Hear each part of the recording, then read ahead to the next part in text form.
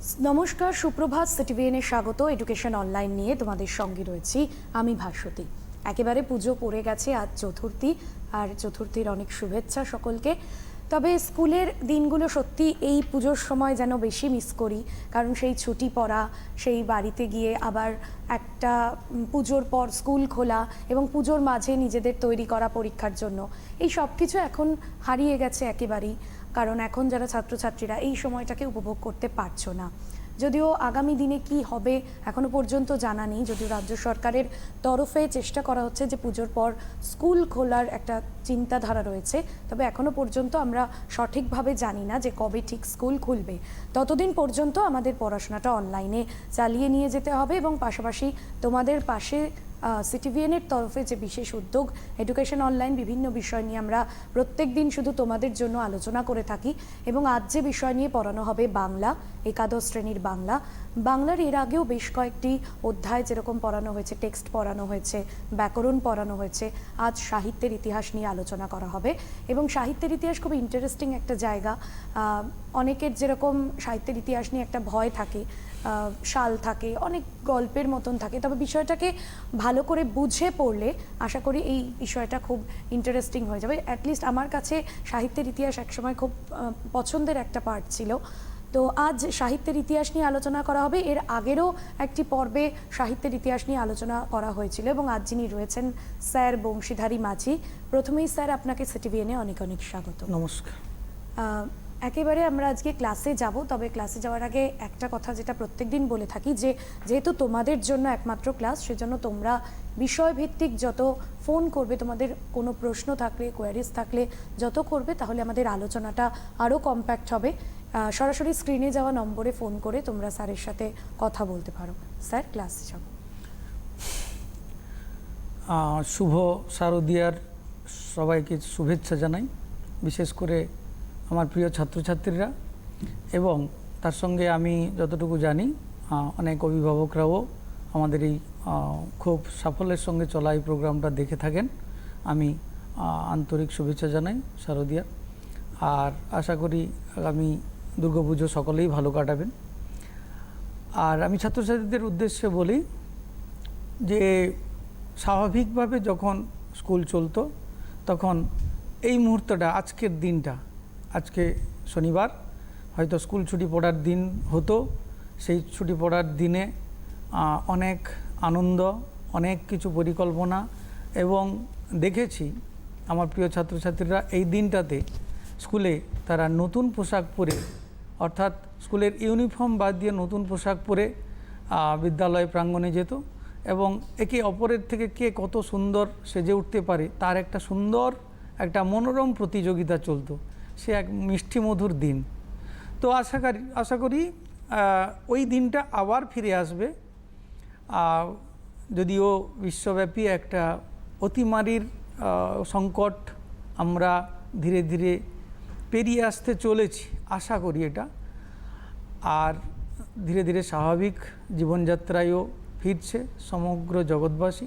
সবচেয়ে যেটা জরুরি, ছাত্রছাত্রীদেরকেও স্বাভাবিক বিদ্যালয় প্রাঙ্গণে ফিরে আসার সুযোগ দিতে হবে বা সুযোগ পেতে হবে, কারণ দেওয়া বা পাওয়া তো কারোর ইচ্ছাধীন নয়। করোনা পরিস্থিতি যতটা স্বাভাবিক হয়ে যাবে, ততটাই বিদ্যালয় প্রাঙ্গণে ছাত্রছাত্রীদের উপস্থিতি স্বাভাবিক হবে এবং বিদ্যালয় শিক্ষা ব্যবস্থাটা আবার স্বাভাবিক অবস্থায় ফিরে আসবে। এটা আমি আশাবাদী, খুব শীঘ্রই সেটা হবে। তো খুব শীঘ্রই যেটা আছে, এক দুই দিন বাদে পঞ্চমী শুরু, একদিন বাদেই পঞ্চমী শুরু হচ্ছে। পুজোর একটা আমেজ চলছে। বাইরে বেরোনো না গেলেও ঘরে এবং নিজের পরিজনদেরকে নিয়ে একটা আনন্দ উপভোগের মধ্যে দিন কাটানোর একটা সুযোগ আছে। সেটা তোমরা আশা করি সবাই উপভোগ করবে, আবার যে যার নিয়মে পড়াশোনায় মনোযোগ দেবে। তবে পুজোর আগে আমি বলতে পারো আমার ছাত্রছাত্রীদেরকেও জানাই, যেরকম সকলকে জানাই, যে পুজোর আগে লাস্ট ক্লাসে কিছু গুরুত্বপূর্ণ আলোচনা নিয়ে তোমাদের জন্য এসেছি, যে ক্লাসটা খুবই গুরুত্ব থাকবে এবং সেই ক্লাসের রেস আবার পুজোর ছুটির পরেও আবার থাকবে। আমি যে বিষয় নিয়ে, বাংলা সাহিত্যের যে বিষয়টা নিয়ে আলোচনা করব, একাদশ শ্রেণীর বাংলা সাহিত্যের ইতিহাস। সেটা একাদশ শ্রেণীতে নামকরণ করা হয়েছে শিল্প সংস্কৃতির ইতিহাস, বাংলা সাহিত্যের শিল্প সংস্কৃতির ইতিহাস। তো সেই বিষয়টা এই কারণে যে সাহিত্যের ইতিহাস তো একটা বিস্তৃত জিনিস, সুদূর অতীত থেকে বর্তমান পর্যন্ত সুবিস্তৃত বিশাল তথ্যসমূহ আছে, যেটা মানে ইতিহাসের ধারাবাহিকতার মতো আমরা সাহিত্যেরও ধারাবাহিকতাটাকে পড়তে পারবো, জানতে পারবো কিভাবে বাংলা সাহিত্যের উদ্ভব ঘটেছে। এর পূর্বে হয়তো কোনো স্যার আলোচনা করেছেন, তবে সাহিত্যের ইতিহাসে তো বিভিন্ন দিক আছে। আমি যে বিষয়টা নিয়ে আলোচনা করব যে বাংলা সাহিত্যের প্রাচীন যুগ, বিশেষ করে আমাদের পাঠ্যসূচির মধ্যে যেটা আছে প্রাচীন যুগ এবং মধ্যযুগের, বাংলা সাহিত্যের মধ্যযুগের দুটি বিষয়, গুরুত্বপূর্ণ বিষয়, যেটা তোমাদের কাছে পরীক্ষার জন্য খুবই উপযোগী, যেটা তোমরা পাঠ্যসূচিতে পাবে চর্যাপদ আর শ্রীকৃষ্ণ কীর্তন।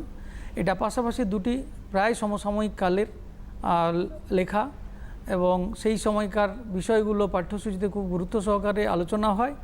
এবং পরীক্ষার স্বার্থে বলি, চর্যাপদ বা শ্রীকৃষ্ণ কীর্তন থেকে সবসময় পরীক্ষার প্রশ্ন হয়, অতএব এই বিষয়টাকে গুরুত্ব দিয়ে ভাবা উচিত। তো এর পূর্বে হয়তো আলোচনা হয়েছে যে সাহিত্যের ইতিহাসের ধারাবাহিক অতীত থেকে বর্তমান পর্যন্ত আলোচনা। আমি সেই অতীত থেকে বর্তমান আলোচনায় আবার অনুপ্রবেশ করব না। আমি যেটাতে আলোচনা করব, বিশেষভাবে জোর দেব সেই প্রাচীন বাংলা সাহিত্যের ইতিহাস এবং নিদর্শন, যেটা চর্যাপদ, আর মধ্যযুগের বাংলা সাহিত্যের ইতিহাসের প্রথম নিদর্শন শ্রীকৃষ্ণ কীর্তন। এটা বাংলা সাহিত্যের গুরুত্বপূর্ণ জায়গা নিয়ে আছে। তবে শুরুতে বলি যে সবাই তোমরা মনে রাখবে বাংলা সাহিত্যের ইতিহাসের একটা ধারাবাহিক একটা বিবর্তনের কাহিনী। সেটা যদি সবসময়ের জন্য মনে রাখো, সে যখন বারবার পড়া হলেও বারবার খেয়াল রাখবে যে বাংলা ভাষার উদ্ভব কোন জায়গা থেকে হয়েছে। এই কারণে বলি যে চর্যাপদের শুরুটা বলতে গেলে বাংলা সাহিত্যের উদ্ভবটা সম্পর্কে সবসময় মাথায় রাখতে হবে। তো প্রথমে আসি ভারতীয়, সমগ্র ভারত জুড়ে যে ভারতীয় আর্য ভাষা শুরু হয়েছিল প্রায় যীশুখ্রিস্টের জন্মে প্রায় ১৫০০ বছর আগে, প্রায় আনুমানিক। এবং এই ভারতীয় আর্য ভাষাকে ৩টা স্তরে ভাগ করা যায়। আমি সংক্ষেপে বলে নিই, তারপরে মূল বিষয়ে চলে আসব। এই ভারতীয় আর্য ভাষাকে 3টি স্তরে ভাগ করা যায়: প্রাচীন ভারতীয় আর্য, মধ্য ভারতীয় আর্য আর নব্য ভারতীয় আর্য। তো প্রাচীন ভারতীয় আর্যের সময়কাল হচ্ছে 1500 খ্রিস্টপূর্বাব্দ থেকে 600 খ্রিস্টপূর্বাব্দ পর্যন্ত। আবার মধ্য ভারতীয় আর্য ভাষার সময়কাল হচ্ছে 600 খ্রিস্টপূর্বাব্দ থেকে 900 খ্রিস্টাব্দ, অর্থাৎ যীশুখ্রিস্টের জন্মের আগের 600 বছর আগে থেকে আর যীশুখ্রিস্টের জন্মের পরবর্তীকালে 900 খ্রিস্টাব্দ পর্যন্ত মধ্য ভারতীয় আর্য। আর নব্য ভারতীয় আর্য 900 খ্রিস্টাব্দের পরবর্তীকাল থেকে বর্তমান পর্যন্ত। এই নব্য ভারতীয় আর্য ভাষার স্তরে কিন্তু বাংলা ভাষার উদ্ভব হয়েছে। এই বাংলা ভাষার উদ্ভবের মধ্যে প্রথম নিদর্শন বলা যেতে পারে, উল্লেখযোগ্য নিদর্শন বলা যেতে পারে হরপ্রসাদ শাস্ত্রী, পণ্ডিত হরপ্রসাদ শাস্ত্রী কর্তৃক আবিষ্কৃত চর্যাপদ। তো নেপালের রাজদরবারে সেখানে প্রাচীন পুঁথিপত্র সংরক্ষিত ছিল, সেখান থেকে পণ্ডিত হরপ্রসাদ শাস্ত্রী মহাশয় তার ভাষাতাত্ত্বিক গবেষণা করতে গিয়ে এই প্রাচীন পুঁথিপত্র আবিষ্কার করেছেন। তো সেক্ষেত্রে স্বাভাবিকভাবে প্রায় সুদীর্ঘ 1000 বছর অতীতের যে সামগ্রী সম্পূর্ণরূপে পাওয়া যায়নি। এখানে কতকগুলো চর্যাপদের আকারে পাওয়া গেছে এবং তৎকালীন দিনে এই পদ আকারে রচনা করতেন বৌদ্ধ সহজিয়া সাধকরা, এই পদ রচনা করতেন। স্বাভাবিক কারণে এখানে প্রায় 51টি, আবার মতান্তরে 50টি পদের অস্তিত্ব ছিল বলে অনুমান করা যায়। তবে তার মধ্যে কিছু অংশ ছিঁড়ে নষ্ট হয়ে গিয়েছিল, সেই জন্য 46.5টি পদ পাওয়া গেছে। তো এটা স্বাভাবিকভাবে আমাদের বাংলা সাহিত্যের জন্মলগ্নের ইতিহাস সবারই জানার আগ্রহ থাকে এবং জানা দরকারও, এবং পরীক্ষার জন্য তো অবশ্যই সব সময় ঘুরে ফিরে প্রশ্ন আসে এখান থেকে।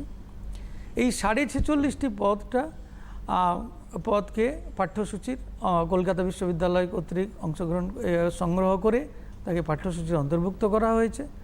এবং কেউ যদি আরও বিস্তৃত পড়াশোনা করতে পারো তাহলে ডক্টর অসিত কুমার বন্দ্যোপাধ্যায় বাংলা সাহিত্যের ইতিবৃত্ত সুবিস্তৃত আলোচনা পাবে। তবে একাদশ শ্রেণীর জন্য অত কিছুর দরকার নেই। তোমরা যেটা জানবে সেটা হচ্ছে চর্যাপদের আবিষ্কর্তা তাহলে আমরা জেনে গেছি পণ্ডিত হরপ্রসাদ শাস্ত্রী মহাশয়, এবং সেই প্রাচীন পুঁথিটা সংগ্রহ করেছিলেন। সংগ্রহ করে তার সুযোগ্য প্রচেষ্টায় তিনি প্রকাশ করেছিলেন। আবিষ্কার কালটা হচ্ছে 1907 খ্রিস্টাব্দ এবং প্রকাশকাল 1913 খ্রিস্টাব্দ। তো এই সময়ে মোট 46.5টা যে পদ পাওয়া গেছে, সেই পদকর্তাদের নাম হয়তো কিছু কিছু তোমরা পড়বে, জানবে। লুইপাদ, কান্নপাদ, শবরপাদ, সরহপাদ, ভূসুকপাদ, এরকম পাদ উপাধি সূচক নামগুলো। এবার তোমাদের মনে হতে পারে সব পাদ শব্দটা ব্যবহার করা হয়েছে কেন। এটা আমার প্রিয় ছাত্রছাত্রীরা মজার চলে নেয়, কিন্তু আমি বলে দিই তোমাদের জানার জন্য। পাদ কথার অর্থ এখানে পদকর্তা। যিনি পদকর্তা, পদ রচনা করেছেন, সেই জন্য তার নামের সঙ্গে পাদ এই উপাধি সূচক শব্দটি ব্যবহার করা হয়। তো এইভাবে মোট 23 জন পদকর্তার পরিচয় পাওয়া গেছে। তো চর্যাপদের মধ্য দিয়ে এখানে আমরা যেহেতু বাংলা সাহিত্যের একটা আদিতম নিদর্শন পেলাম, তাহলে এবার আমাদের জানার আগ্রহ জাগে যে ওই বাংলা সাহিত্যের আদিতম নিদর্শনে কি লেখা হতো, কি বিষয়ে সেখানে ছিল, সেই সময়ের মানুষের বা কবিদের, পদকর্তাদের ভাবনা কি, কবিতায় কি কি উল্লেখ আছে, এগুলো তোমাদের জানার আগ্রহ তৈরি হওয়া দরকার। সেই সূত্রে বলি যে এই 46.5টা যে পদ পাওয়া গেছে তার অনেক কিছু ভাষাতাত্ত্বিক আলোচনা হয়েছে, ভাষাতাত্ত্বিক গবেষণা হয়েছে, এবং এর ঐতিহাসিক গুরুত্ব তো আছেই। তার পূর্বে বলি এইখানকার বিষয়বস্তু কী। সেই সময়ে এই পদ যারা রচনা করতেন তারা ছিলেন বৌদ্ধ সহজিয়া সাধক। এখানে ইতিহাসের প্রসঙ্গ এসে যায়। যখন বাংলায় পাল রাজারা রাজত্ব করতেন, তখন এই পালদের রাজত্বকালে এই বৌদ্ধ ধর্মের প্রভাব ছিল। বৌদ্ধ ধর্মচর্চা যারা করত, এই বৌদ্ধ ধর্মচর্চার পাশাপাশি তারা কিছু পদ রচনা করতেন। কিন্তু ইতিহাসের প্রেক্ষাপট এর দিকে তাকালে দেখা যায় এই পাল রাজাদের পরবর্তীকালে চলে আসে সুলতানি শাসনকাল। এই সুলতানি রাজত্বকালে বাংলা সাহিত্য, সংস্কৃতি ইত্যাদির উপর একটা আলোড়ন সৃষ্টি হয়। কিভাবে আলোড়ন? যেহেতু তুর্কিরা আক্রমণাত্মক ছিল, এদেশের ধর্ম, সংস্কৃতি, সাহিত্য, সমাজ ব্যবস্থাকে ওলটপালট করে দিয়েছিল। তখন এই বৌদ্ধ ধর্মাবলম্বীরা তারা নিজেদের প্রাণ বাঁচানোর জন্য আশ্রয় লাভ করেছিল নেপালে। তার একটা কারণ, যুক্তিপূর্ণ কারণ হচ্ছে নেপালে পাল রাজাদের, নেপালে বৌদ্ধ ধর্মের চর্চা হতো এবং বৌদ্ধ ধর্মের সুন্দর একটা পরিবেশ ছিল। সেখানে রাজাদের আশ্রয় লাভ করেছিলেন এই বৌদ্ধ সহজিয়া ধর্ম সাধকরা। এর ফলে তাদের নিজেদের যে সেই সাহিত্য সৃষ্টি, সেই সাহিত্য সৃষ্টি স্বাভাবিকভাবে সেখানে নিয়ে যায় এবং পরবর্তীকালে নেপালের রাজার অনুপ্রেরণায় সংগ্রহশালায় সংরক্ষিত ছিল। এবং পণ্ডিত হরপ্রসাদ শাস্ত্রী তার সেই ভাষাতাত্ত্বিক গবেষণা করতে গিয়ে এটা পুঁথি উদ্ধার করেছেন। এইভাবে পাঠ্যসূচিতে এসেছে। এরপরে চলে আসি এখানকার বিষয়বস্তু কি নিয়ে তারা পদ রচনা করতেন। তারা পদ রচনা করতেন খুব স্বাভাবিক সেই সময়ের মানুষের ভাবনা চিন্তা, আবেগ, পরিবেশ পরিস্থিতি এবং বাস্তব অবস্থাটা সম্পর্কে। এই চর্যাপদের বিষয়বস্তু হিসেবে উঠে এসেছে তৎকালীন সমাজ জীবনের পরিচয়, কিভাবে সাধারণ মানুষ দুঃখে কষ্টে জীবনযাত্রা করত তারই পরিচয় আছে, কিভাবে নিম্ন শ্রেণীর মানুষের কষ্টকর জীবনযাত্রা ছিল তারও পরিচয় আছে, আরও আছে মানুষের পারিবারিক জীবনের পরিচয়, সেই সময় মানুষের উপার্জন বা জীবিকা অর্জনের জন্য কি করত সেই সমস্ত পরিচয় আছে।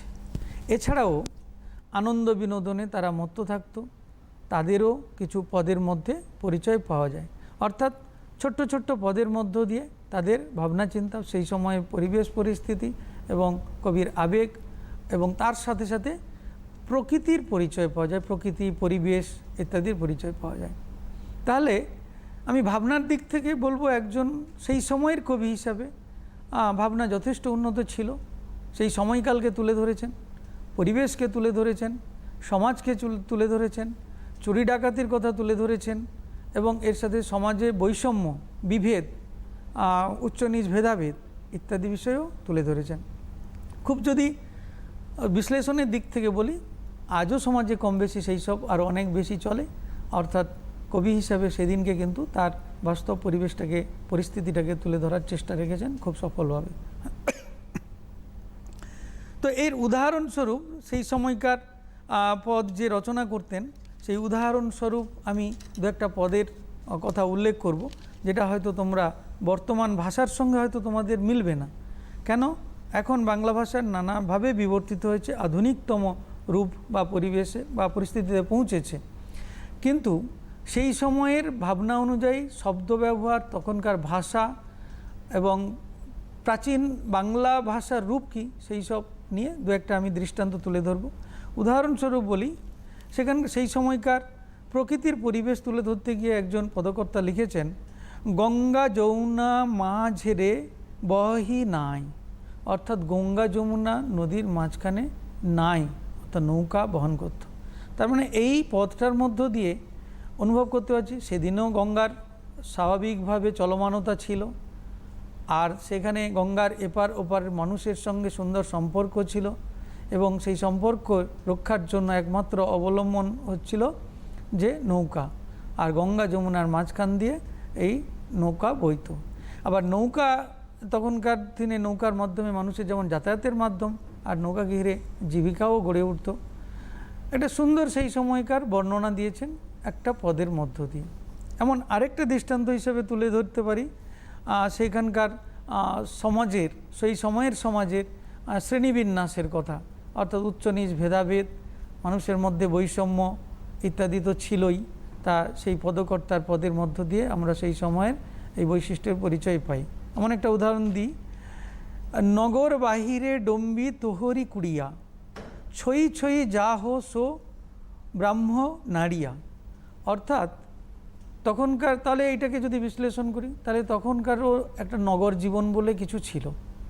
আবার নগরের বাইরে বসবাস করত ছোট্ট কুঁড়ে ঘরে, তার মানে নগর জীবনে বসবাস করার তার হয়তো সুযোগ ছিল না, তার দারিদ্রতা, অভাব ইত্যাদির পরিচয় পাওয়া যাচ্ছে।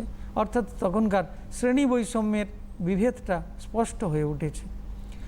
সে হয়তো হতে পারে জাত বিভেদের কারণে নগরের বাইরে থাকতে হতে পারে অর্থনৈতিক বৈষম্যের কারণে থাকতে হতে পারে, সমাজ বিভেদের কারণে থাকতে পারে, এইভাবে সাম্প্রদায়িক বিভেদের কারণে থাকতে পারে, কিন্তু নগরের বাইরে ছোট্ট কুঁড়ে ঘরে বসবাস।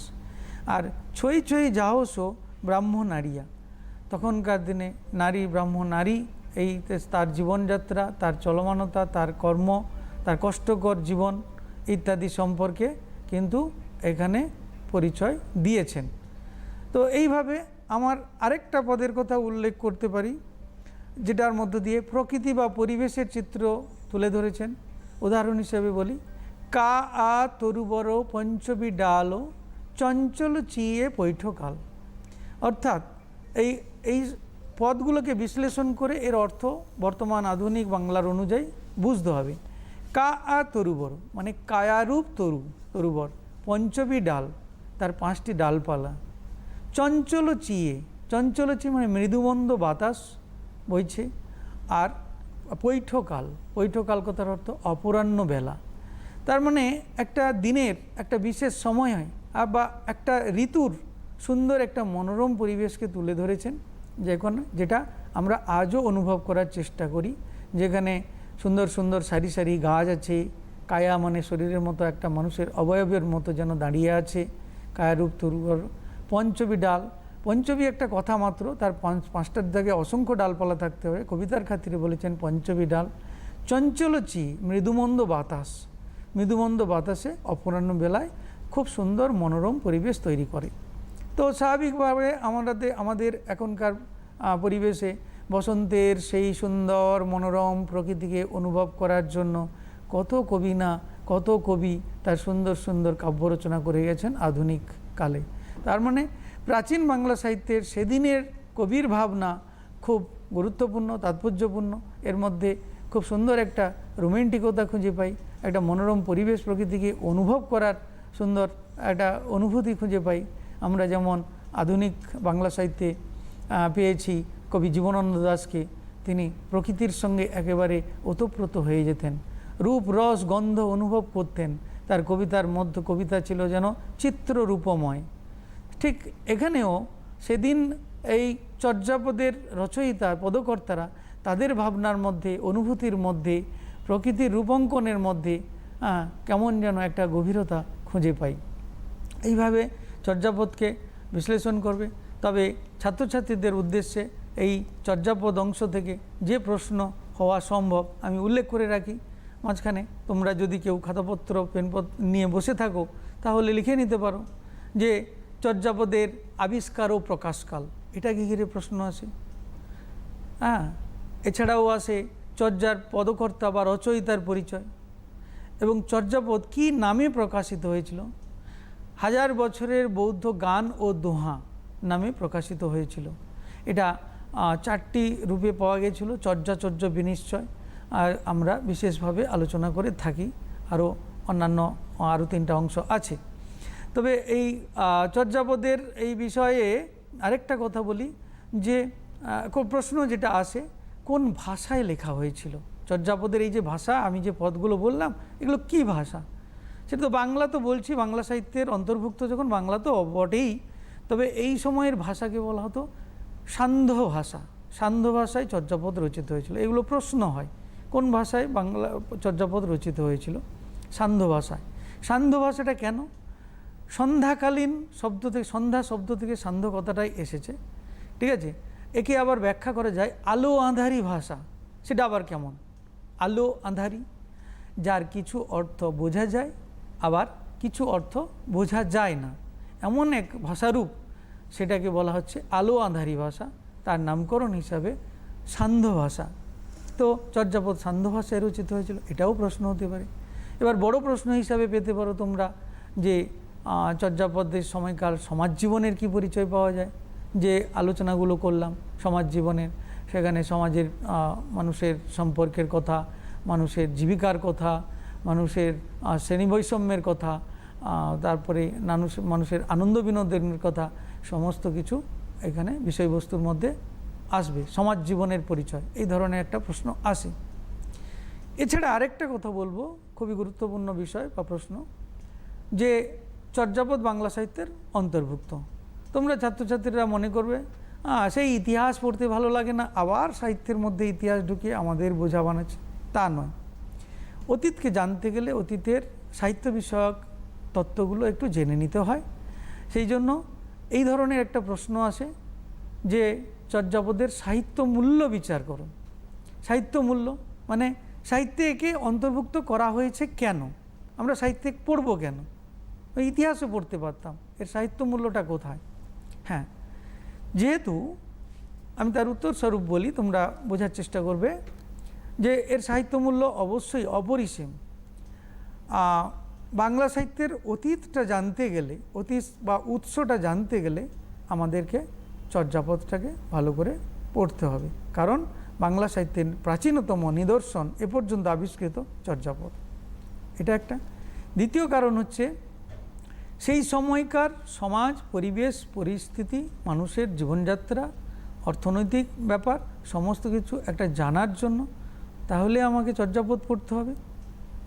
এছাড়াও সেখানে সেই সময়ের কাব্য সৃষ্টি, কীভাবে কবিরা কাব্য সৃষ্টি করতেন, কাব্য সৃষ্টির মধ্য দিয়ে কবিদের ভাবনা চিন্তা কীভাবে প্রকাশ করতেন, সেটাও আমরা জানতে পারবো। ভাষাতাত্ত্বিক গবেষণা করতে গিয়ে চর্যাপদের যে মানে বাংলা সাহিত্যের ভাষার বিবর্তন, ধারাবাহিকভাবে বাংলা ভাষার বিবর্তন কিভাবে হয়েছে, সেই সমস্ত কিন্তু আমরা পুঙ্খানুপুঙ্খভাবে পেয়ে যেতে পারি ভাষাতাত্ত্বিক চর্চার মধ্য দিয়ে। ঠিক আছে, ভাষার সম্পর্কে যেদিন আলোচনা করব তখনই বুঝিয়ে দেবো কীভাবে বৈদিক ভাষা থেকে সংস্কার করেছিলেন, সংস্কৃত উৎপত্তি হয়েছে, সংস্কৃত থেকে পরবর্তী ধারাবাহিক বিবর্তনের মধ্য দিয়ে পালি, প্রাকৃত বিভিন্ন বিবর্তনের মধ্য দিয়ে এসেছে, এবং এই বিভিন্ন স্তর এই বিবর্তনের সাথে সাথে অধিকাংশ অনেক ভারতীয় ভাষার উদ্ভব ঘটেছে। কথার প্রসঙ্গে কেউ কেউ প্রশ্ন করে থাকে যে, বা বলে থাকি যে ভারতীয় অধিকাংশ ভাষার আদি জননী হচ্ছে সংস্কৃত। একথা ঠিক। অর্থাৎ সংস্কৃত ভাষাটা ধারাবাহিক বিবর্তনের পথ দিয়ে আস্তে আস্তে এক একটা স্তরে এক এক রকম ভাষা সৃষ্টি করেছেন। ঠিক আছে, তো সেই কারণে ভাষাতাত্ত্বিক গবেষণার প্রসঙ্গে আমাদেরকে চর্যাপদটা পড়তে হবে ভালোভাবে, জানতে হবে। এইভাবে আমরা চর্যাপদের সাহিত্যমূল্য অনুভব করতে পারি। এটা যেমন 11 ক্লাস থেকে তোমাদের শুরু হচ্ছে বিষয়টা, এবং এটা উচ্চশিক্ষা পর্যন্ত মাস্টার ডিগ্রি, বিএড, ডক্টরেট যা এই বাংলা সাহিত্য নিয়ে যেখানেই যাও না কেন, সাহিত্যের ইতিহাসের বিস্তারিত আলোচনা তোমরা পড়তে পারবে, জ্ঞান লাভ করতে পারবে। এবার প্রাচীন, আমি যেহেতু বলেছি প্রাচীন বাংলা সাহিত্যের ইতিহাস চর্যাপদ, এটা নিয়ে আলোচনা করব। এর পাশাপাশি এই চর্যাপদের সময়কালটা, যে প্রাচীন বাংলা সাহিত্যের সময়কালটা 900 খ্রিস্টাব্দ থেকে 1350 খ্রিস্টাব্দ পর্যন্ত। এই 1350 খ্রিস্টাব্দের পরে চলে আসে বাংলা সাহিত্যের মধ্যযুগ। এই মধ্যযুগের ইতিহাসে আমরা দুটো রূপ পাই, একটা আদি মধ্যযুগ, একটা অন্ত মধ্যযুগ। অর্থাৎ সময়কাল অনুযায়ী যদি বিশ্লেষণ করি, আদি মধ্যযুগে শুরুটা হচ্ছে শ্রীকৃষ্ণ কীর্তনে, অর্থাৎ বড়ু চণ্ডীদাস রচিত শ্রীকৃষ্ণ কীর্তনের মধ্য দিয়ে, এবং শ্রী চৈতন্যদেবের জন্ম এবং তার কর্মকে ঘিরে, অর্থাৎ সাল অনুযায়ী যদি বলি 1500 খ্রিস্টাব্দ পর্যন্ত এটা আদি মধ্যযুগের বাংলা সাহিত্যের ইতিহাস পর্যায়ভুক্ত। আর 1500 খ্রিস্টাব্দ থেকে 1800 খ্রিস্টাব্দ পর্যন্ত অন্ত মধ্যযুগের অন্তর্ভুক্ত। তো এই সময়ে বেশি সাহিত্য, বাংলা সাহিত্য রচিত হচ্ছে ধর্মকেন্দ্রিক সাহিত্য চর্চা হয়েছে। আর এই সূত্রপাতটা হয়েছিল বড়ু চণ্ডীদাস রচিত শ্রীকৃষ্ণ কীর্তন কাব্যের মধ্য দিয়ে। তোমরা বুঝতেই পারছো, এই শ্রীকৃষ্ণ কীর্তন কাব্যটা মানে রাধাকৃষ্ণ সম্পর্কের সম্পর্কীয় রাধাকৃষ্ণ। তো তোমরা ছাত্রছাত্রীরা জানো সেই রাধাকৃষ্ণের প্রেমলীলা। খুব মজার ছলে আমি বলি যে রাধাকৃষ্ণের প্রেমলীলা আজও যেন চলমান, আমাদের ঘরে ঘরে রাধাকৃষ্ণের মূর্তি পূজা হয়।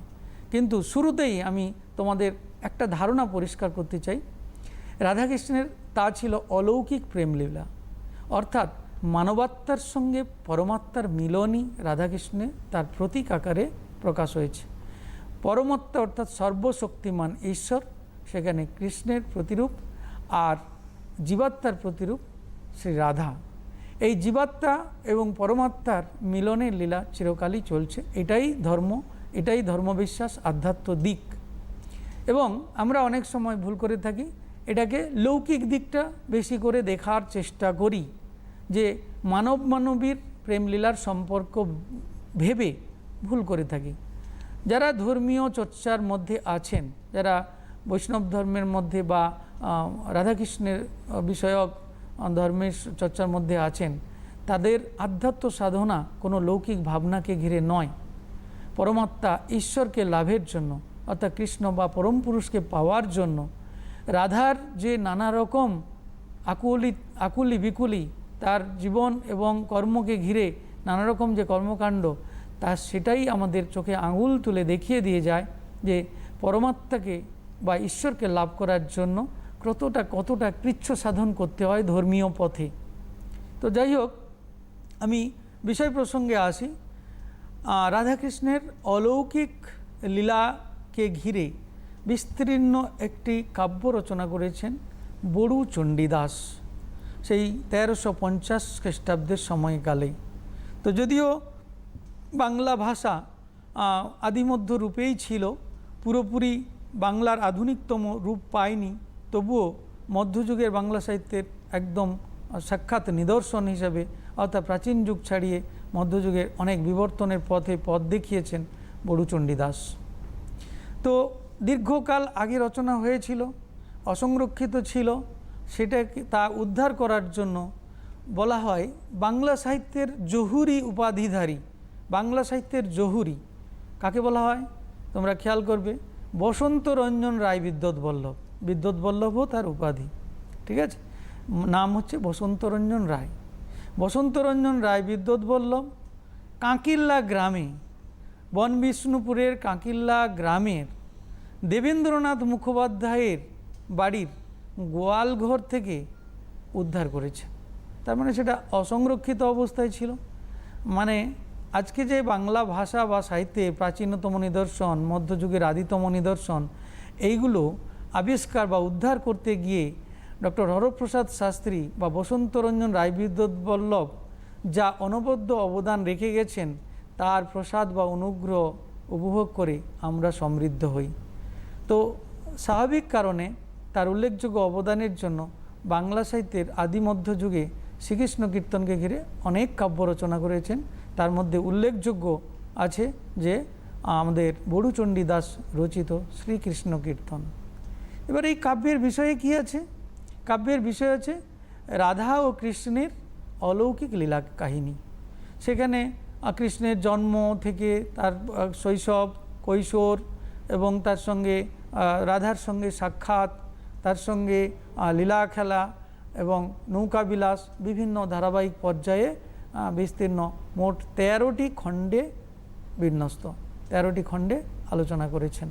ঠিক আছে, তো সুন্দর একটা সুমধুর সঙ্গীত রূপ দান করেছেন এবং কাহিনীকে সাধারণ মানুষের মনোরম এবং গ্রহণযোগ্য খুবই আস্বাদ্য করে তুলেছেন আমাদের জন্য, এবং বাংলা সাহিত্যে সেটা গুরুত্বপূর্ণ জায়গা জুড়ে অন্তর্ভুক্ত করা হয়েছে।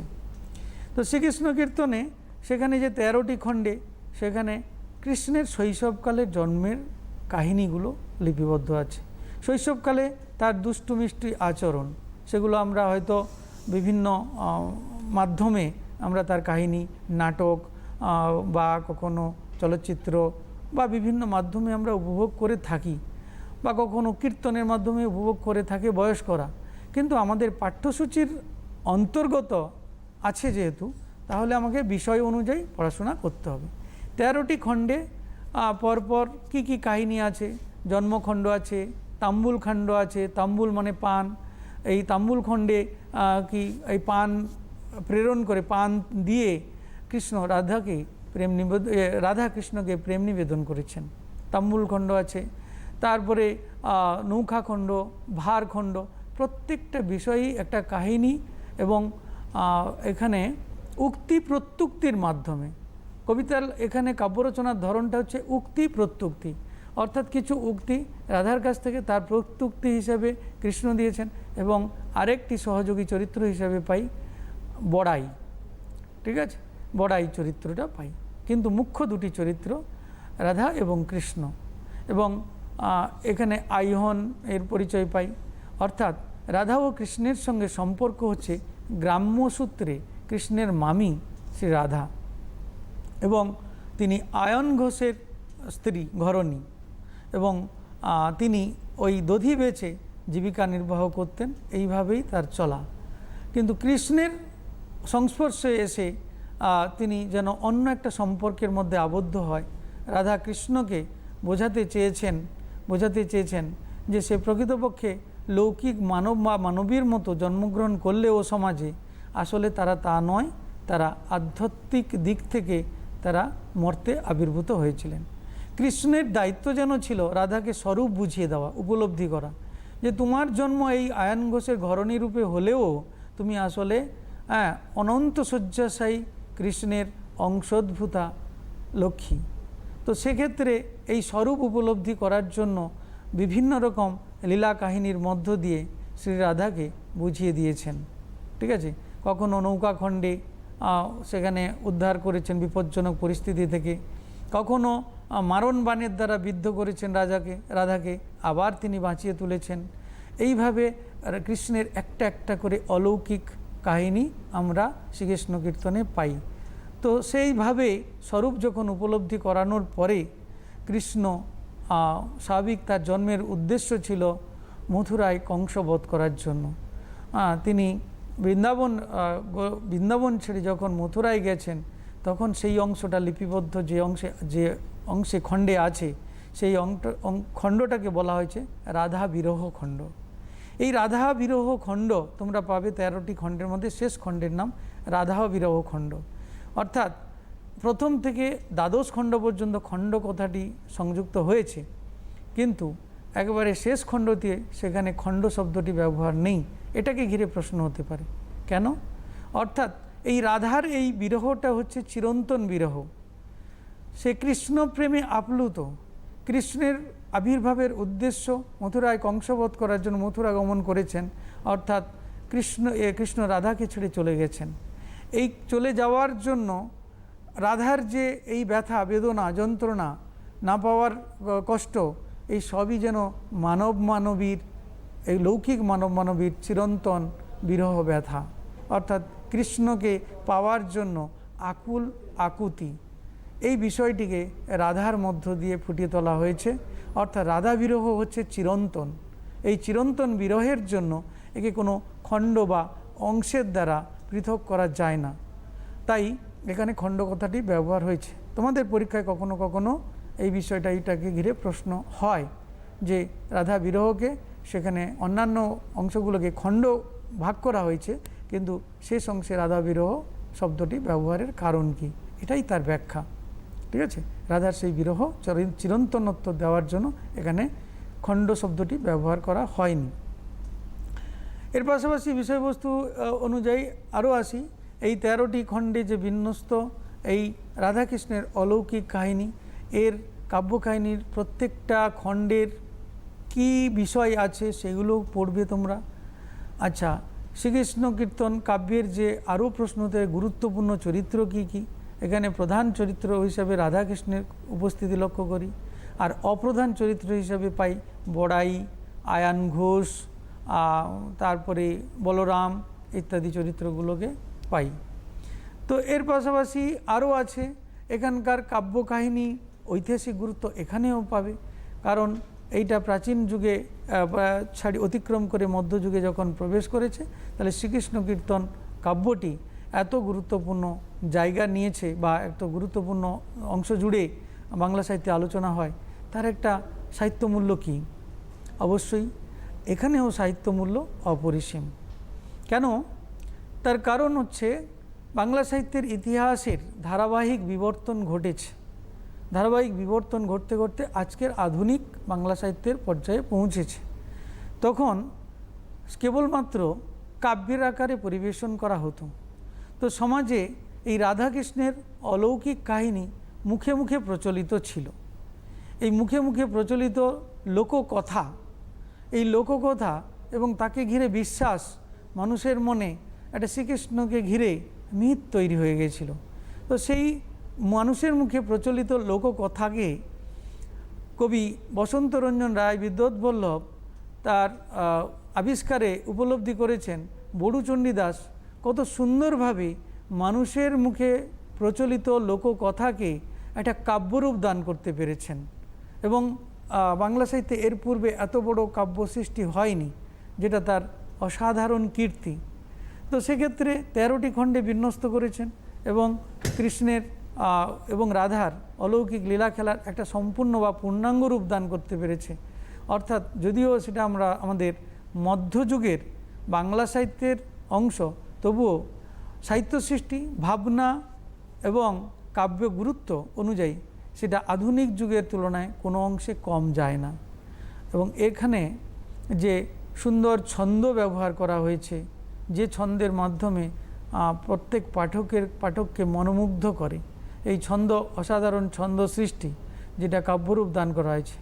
অর্থাৎ বিশেষ করে শ্রীকৃষ্ণ কীর্তন কাব্যটিকে যে রূপ দান করা হয়েছে তা হলো নাট গীতি কাব্য।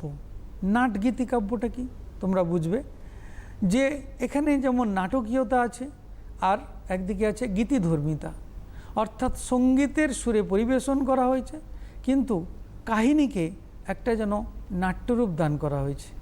তবে বাংলা সাহিত্যের এই গুরুত্বের দিক থেকে বিচার করলে এই নাটগীতি জাতীয় কাব্যটা কিন্তু আমরা এর আগে কিন্তু পাইনি। তাহলে এক্ষেত্রে তার অভিনব সৃষ্টি, তাকে অনুসরণ করে পরবর্তীকালে আরও অনেকে বিভিন্ন কাব্য সৃষ্টি করেছেন বিভিন্ন বিষয়ে। তাই সেই দিক থেকে এই নাটগীতি জাতীয় কাব্য হিসাবে শ্রীকৃষ্ণ কীর্তনের গুরুত্ব অপরিসীম। আবার আমাদের পাঠ্যসূচির বিষয় হিসাবে এর বড় জায়গা আছে। এর পাশাপাশি বলি, এখানে অভিনবত্বের দিকটা আরও আছে, যে শ্রীকৃষ্ণের কাহিনী বর্ণনা করতে গিয়ে সে মানবীর যে সম্পর্কের দিকটা, অর্থাৎ মধুর সম্পর্কের দিকটাকে তুলে ধরেছেন। আমরা যদি লৌকিক দৃষ্টিভঙ্গিতে দেখি, কৃষ্ণকে যদি পুরুষ রূপে ভাবি এবং রাধাকে নারী রূপে ভাবি, এই নারী পুরুষের একটা সুন্দর অপরূপ মধুর সম্পর্ক সেই কাব্য কাহিনীর মধ্য দিয়ে পাই। আজ থেকে বহু বছর আগে তার সেই ভাবনার দূরদর্শিতা অনুভব করে আমরা গর্বিত হই। কারণ রাধাকৃষ্ণের এই সম্পর্কটাকে আজও যেন আমাদের কাছে বিরাট একটা চর্চার বিষয়। তো সেক্ষেত্রে আমাদের তার ভাবনা, কবির ভাবনা এবং কাব্যের গুরুত্ব এবং সুর, শব্দ ব্যবহার, ছন্দ, এই সমস্তগুলো দিক থেকে আমরা শ্রীকৃষ্ণ কীর্তনকে যদিও সময়কাল অনুযায়ী মধ্যযুগের বাংলা সাহিত্যের নিদর্শন হিসেবে রাখি, তবুও আমরা আধুনিকতার ছোঁয়া তার মধ্যে পেয়েছি। তো যাই হোক, ছাত্রছাত্রীদেরকে বলি, তোমরা বিশেষ গুরুত্ব দিয়ে এই চর্যাপদ এবং শ্রীকৃষ্ণ কীর্তনটা পড়বে। তার কারণ হচ্ছে বিগত বছরগুলোতেও যেমন এবং বর্তমান সিলেবাস অনুযায়ী এখান থেকে সব সময় কিছু না কিছু প্রশ্ন হয়ে থাকে, ছোট বড় সব রকম প্রশ্ন হয়ে থাকে। ছোট প্রশ্ন হিসাবে অনেক রকম প্রশ্ন পাবে এখানে, চর্যাপদের ক্ষেত্রেও যেরকম বলেছি, শ্রীকৃষ্ণ কীর্তনের ক্ষেত্রেও আবার বলছি, কবির এটা কাব্যটি আবিষ্কার, এখানে বঙ্গাব্দ অনুযায়ী 1316 বঙ্গাব্দে আবিষ্কার করেছেন বসন্তরঞ্জন রায় বিদ্যুৎ বল্লভ, এবং সেটা বঙ্গীয় সাহিত্য পরিষদ থেকে প্রকাশ করেছেন 1323 বঙ্গাব্দে। তোমরা এইটা যেন গুলিয়ে না পেলো যে চর্যাপদটা বলেছি খ্রিস্টাব্দ অনুযায়ী, কারণ আমরা সেইভাবে পেয়েছি সাহিত্যের ইতিহাসে। 1907 খ্রিস্টাব্দে আবিষ্কার হয়েছে, উদ্ধার করেছেন, এবং 1916 খ্রিস্টাব্দে প্রকাশ করেছেন। আর এখানে 1316 বঙ্গাব্দে আবিষ্কৃত হয়েছে, 1323 বঙ্গাব্দে প্রকাশিত হয়েছে। এই সাল বিষয়গুলো মনে রাখবে, কারণ এইগুলোকে ঘিরে প্রশ্ন হতে পারে, ছোট ছোট প্রশ্ন। আর এই বসন্তরঞ্জন রায় বিদ্যুৎ বল্লভ এখানে কি নামকরণে প্রকাশ করেছিলেন, ঠিক আছে, সেখানে একটা চিরকুটে পাওয়া গেছে। সেই চিরকুট থেকে জানা যায় শ্রীকৃষ্ণ সন্দর্ভ নামকরণ প্রথমে ছিল, শ্রীকৃষ্ণ সন্দর্ভ, এই সন্দর্ভ নামকরণে প্রথম পাওয়া গেছে, এবং পরবর্তীকালে সেটা নামকরণ পরিবর্তন করে শ্রীকৃষ্ণ কীর্তন রাখা হয়েছে। এটা একটা ছোট প্রশ্ন হতে পারে। আচ্ছা, পুঁথিটি কোথা থেকে আবিষ্কৃত হয়েছে, কোথা থেকে আবিষ্কার হয়েছে, কীভাবে ছিল, কোন অবস্থায় ছিল, প্রকাশিত হয়েছে কোথা থেকে, এইগুলোকে ঘিরে প্রশ্ন হয়। মানে প্রশ্নের জায়গাগুলো আমি বলছি, যে আমরা শুধু পড়ে যাব, কাহিনীটা মনে থাকবে বা স্টোরিটা মাথায় ঢুকবে তা নয়। আমাদেরকে যেহেতু পরীক্ষার প্রস্তুতির জন্য প্রশ্নের দিকগুলোকে খেয়াল রাখতে হবে। আর শ্রীকৃষ্ণ কীর্তনের কাহিনী চিত্র, অর্থাৎ যে 13টি খণ্ড আছে, সেই 13টি খণ্ডের কিভাবে কোন খণ্ডে কি কি বর্ণনা আছে, কোন সংক্ষেপে এই 13টি খণ্ডের উল্লেখ করে তার কাহিনীটাকে তুলে ধরতে হবে। এটা একটা বড় প্রশ্ন হবে, অর্থাৎ একাদশ শ্রেণীর প্রশ্ন বিভাজন অনুযায়ী একটা 5 নম্বরের প্রশ্ন হতে পারে, হয়। আচ্ছা, আরেকটা গুরুত্বপূর্ণ বিষয় বলবো, সেটা হচ্ছে এই শ্রীকৃষ্ণ কীর্তন কবি হিসেবে পরিচয় পাই আমরা বড়ু চণ্ডীদাসকে, কিন্তু এই বড়ু চণ্ডীদাস বা লেখক বা কবির নিয়ে, এই নাম নিয়ে একটা সমস্যা আছে বাংলা সাহিত্যে। এটাকে বলা হয় চণ্ডীদাস সমস্যা, যে এই পদগুলো যেগুলো রচনা করা হয়েছে, এক একটা খণ্ড বা এক একটা পদের পরিচয় পাওয়া যায়। কোথাও বড়ু চণ্ডীদাস আছে, কোথাও বাসুলি সাধক চণ্ডীদাস আছে, কোথাও রামী চণ্ডীদাস আছে, আবার কোথাও অনন্ত বড়ু চণ্ডীদাস আছে। এটা কাহিনীর মধ্যে একটা বিতর্কিত বিষয়, যে তাহলে আসল কবি কি একজন নয়, একাধিক কবি, তাই একাধিক কবির সেটা সংগৃহীত এই গ্রন্থ, তা নয়। তোমরা মাথায় রাখবে, এই শ্রীকৃষ্ণ কীর্তন কাব্যের কবি হচ্ছেন বড়ু চণ্ডীদাস, কিন্তু রামী নামে তার এক সঙ্গীত সাধিকা ছিলেন। সেই জন্য কোথাও কোথাও তার যেটাকে বলা হয় তার কবি পরিচিতি হিসাবে যেটা আছে, সেখানে রামী চণ্ডীদাসের কথাও উল্লেখ আছে। আবার ভনিতা হিসাবে ব্যবহার করা হয়েছে, ভনিতা, আর ভনিতা হিসাবে রামী চণ্ডীদাস আছে, আবার কোথাও বাসুলি সাধক চণ্ডীদাস আছে। কারণ এই চণ্ডীদাস বাসুলি দেবীর সাধক ছিলেন, ঠিক আছে। বাসুলি দেবী হচ্ছে দেবী দুর্গার একটি অন্য রূপ। বাসুলি সেই সাধক হিসেবে ছিলেন তিনি, যদিও শ্রীকৃষ্ণ কীর্তনের কাহিনী রচনা করেছেন, তিনি বাসুলি সাধক, তার সেরকম পরিচয় দিয়েছেন। অনন্ত বড়ু চণ্ডীদাস এরকম রূপেও পাওয়া গেছে, ঠিক আছে। এগুলো হচ্ছে কবিতার ভণিতা হিসাবে ব্যবহার করা হয়েছে। তাই এটাই হচ্ছে চণ্ডীদাস সমস্যা। এবং শেষে এই কথাটা মনে রাখবে যে প্রকৃতপক্ষে কবি হচ্ছেন বড়ু চণ্ডীদাস। এর পাশাপাশি আরেকটা কথা বলবো, যে শব্দটা ব্যবহার করলাম ভণিতা, এই ভণিতাটা কি? এটা বাংলা সাহিত্যে এই শব্দটা ব্যবহার আছে। তোমাদের কাছে প্রশ্ন হওয়া স্বাভাবিক, স্যার ভণিতা কি? ভণিতা হচ্ছে মধ্যযুগের বাংলা সাহিত্যের একটা সাহিত্য সৃষ্টির রীতি। সাহিত্য সৃষ্টির রীতি কীভাবে? যে কবিরা তার কাব্যের বা কবিতার শেষে নাম পরিচয় জ্ঞাপক কবিতা রচনা, পদ রচনা করতেন। ধরো একটা কবিতা লেখা হচ্ছে, কবিতার শেষে লাইনে বা দু এক লাইন আগে বা শুরুর দিকেও আছে কোথাও কোথাও, সেই কবিতার ছন্দের লাইনের মধ্য দিয়েও নিজের নামটা ঢোকানো আছে। এই ধরনের নাম পরিচয়, কবির নাম পরিচয় দেওয়ার এই রীতিটাকে বলা হয় ভণিতা। সেটা বাংলা সাহিত্যে ব্যবহার আছে। শুধুমাত্র শ্রীকৃষ্ণ কীর্তন কাব্যে যে ব্যবহার করেছেন তা নয়, অন্যান্য ক্ষেত্রেও মধ্যযুগের কবিরা তাদের এইভাবে নাম পরিচয় দিয়েছেন। তো আমি এটা কেন বললাম? কখনো কখনো এটাকে ঘিরেও প্রশ্ন হয়, ভণিতা কি? ঠিক আছে, আমি তোমাদের ইন্ডিকেট করে দিচ্ছি, তোমাদেরকে লক্ষ্যস্থির করে দিচ্ছি যে কোন কোন জায়গায় প্রশ্ন হতে পারে। হ্যাঁ, এটা তো একটা বিরাট কাহিনী বিষয়, উঁচু ক্লাসে আরও অনেক বিস্তৃত আলোচনা হয়, কিন্তু তোমাদের পাঠ্যসূচির মধ্যে যে অংশটুকু আছে সেটা গুরুত্ব দিয়ে যেমন পড়বে, আর তার পাশাপাশি আমি তোমাদের যে সম্ভাব্য প্রশ্ন কি হতে পারে সেইটা আমি বলে যাচ্ছি। সেটা হচ্ছে এই যেগুলো চণ্ডীদাস সমস্যা কি, ভণিতা কি, হ্যাঁ, তারপরে শ্রীকৃষ্ণ কীর্তনের কাব্যমূল্য কি, ঐতিহাসিক গুরুত্ব কি, এই সমস্ত প্রশ্নের দিকে লক্ষ্য রেখে পড়বে সমস্তটাই, কিন্তু প্রশ্ন তৈরির সময়, প্রশ্ন উত্তর তৈরির সময় এই দিকগুলোকে বেশি গুরুত্ব দেবে।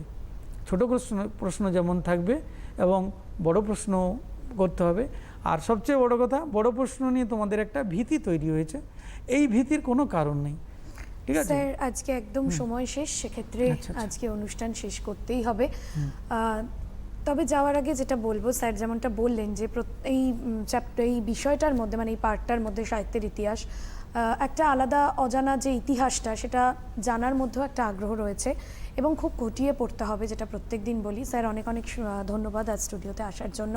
আজ এখানেই শেষ করতে হচ্ছে। সকলে পুজো খুব ভালো করে কাটিও, আর অবশ্যই সুস্থ থেকো, ভালো থেকো। আগামী অন্যান্য পর্বের জন্য নজর থাকুক সিটিভি।